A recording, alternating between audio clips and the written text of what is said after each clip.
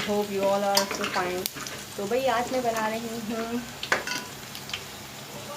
तुरई की सब्ज़ी चने की दाल के साथ. तो चने की दाल बॉईल हुई हुई है और भंगार के लिए हमने लहसुन अदरक आप कूट भी सकते हैं, पीस भी सकते हैं. तो मैंने जो है काट के जैसे बारीक काट के डाल दिया है और इसमें ज़ीरा डाल दिया. इसमें कलौंजी ऐड करें. कलौंजी हमने इसमें ऐड कर दी है. ये भंगार हमारा तकरीबन रेडी हो गया है. तो अब हम इसमें ऐड करेंगे तुरैयाँ. अब इसमें हमने तुरई ऐड कर दी है और इसको थोड़ा सा ऑयल के साथ हम भून लेंगे.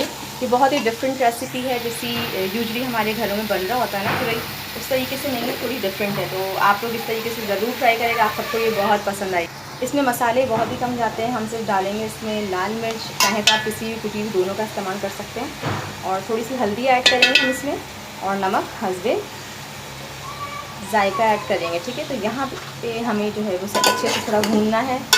और फिर इसमें हमें ऐड करने हैं टमाटर. तो टमाटर हम इसमें आप चाहें तो 2 से 3 भी डाल सकते हैं, या अगर ज़्यादा आपको अच्छे लगते हैं तो आप ज़्यादा भी डाल सकते हो. तो मैंने थोड़े ज़्यादा रखे हैं क्योंकि घर में जो है वो सबको थोड़े से ज़्यादा पसंद है. आप चाहें तो 2 मीडियम साइज़ के टमाटर रेड कलर के काट के इसमें ऐड कर सकते हैं. मसाले इसमें बहुत ही कम जाते हैं. कभी भी ये नहीं सोचें आप कि मसालों से फ्लेवर आता है खाने में.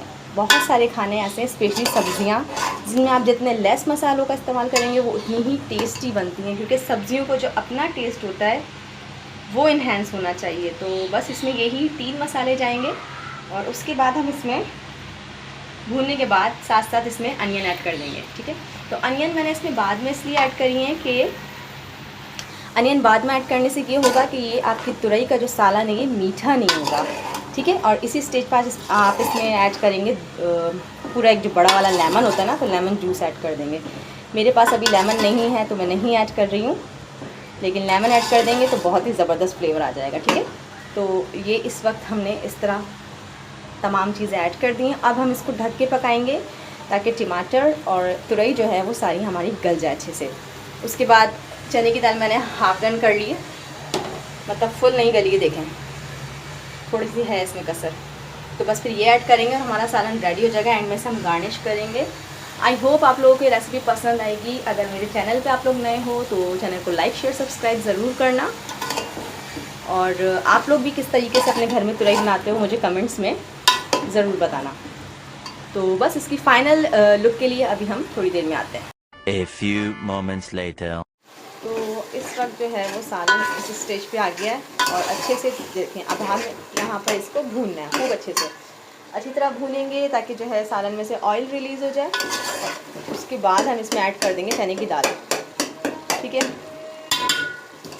तुरई में और टमाटर में काफ़ी पानी होता है तो वो अपने पानी में गलेंगे. तो बस अब हम इसमें ऐड करेंगे चने की दाल.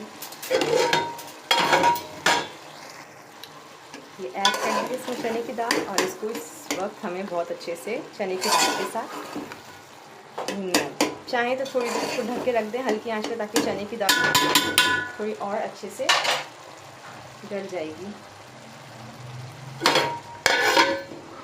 जी ये है इसकी फ़ाइनल लुक.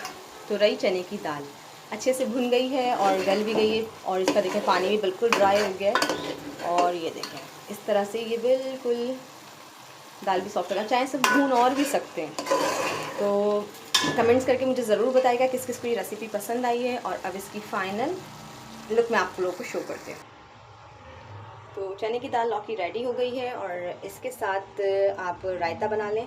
रायते में मैंने नमक, भुना कुटा हुआ ज़ीरा और धनिया और काली मिर्च पिसी हुई, बस ये ऐड करिए, और धनिया.